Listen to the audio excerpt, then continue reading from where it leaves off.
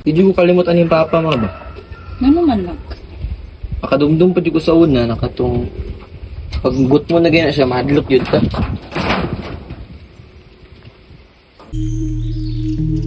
Nung bata pa ko, simple ramong kinabuhi. Pero, puno sa kakabus o kakulba. Dili permi na ay pagkaon sa lamisa. Ug matag gabi, magulat ko kung naabay sudan o wala.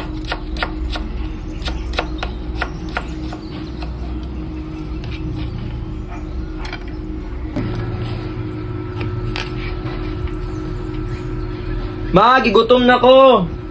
Sa atong sudan! Pansit gyapon na. Di ba paborito magyapon ni mo ne?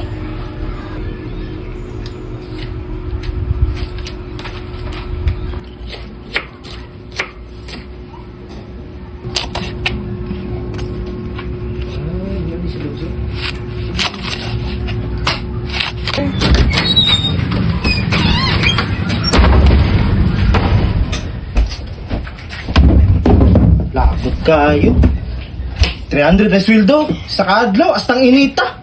Musaka pang priso sa krudo sunod si Mana. Litse, yawa. Si Sudan ra.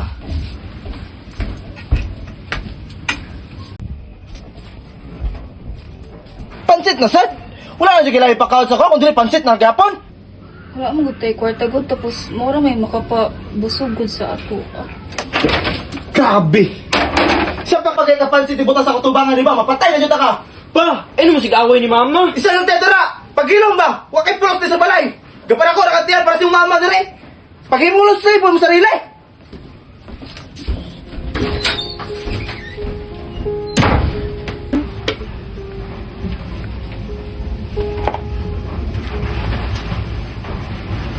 Sabihin na to si Papa, ma. Bunjing man to. Salamat nak ha. Ayun ano sa ako nak bike na dito karam na tikag bago. Sige, ma.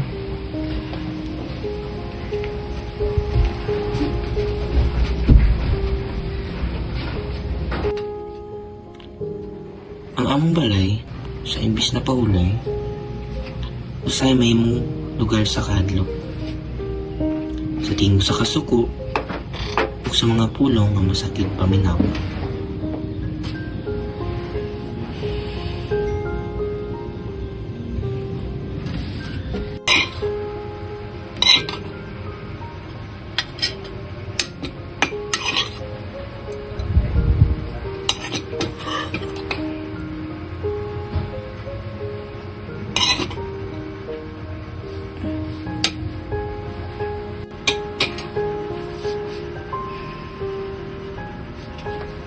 Nak, nanay mong pansit.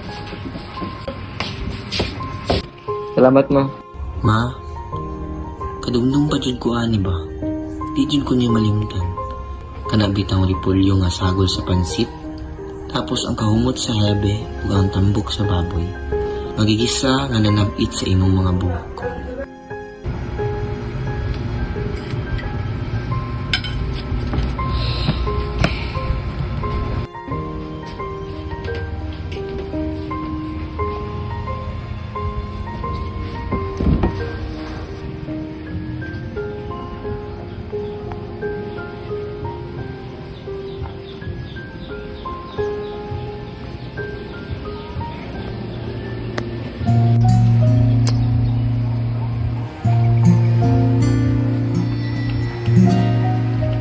Dali na, ma. Ta? Wala ta.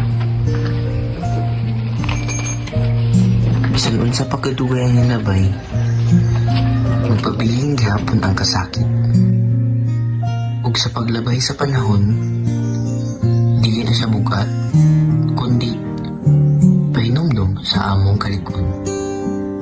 Sa sayo pa nga edad, nakatuon ko nga dili tayo tanan bata, makasinati ug malinawon nga kinabuhi. Usahay, ang gutom dili lang sa tiyan, kundi apil sa kasing-kasing.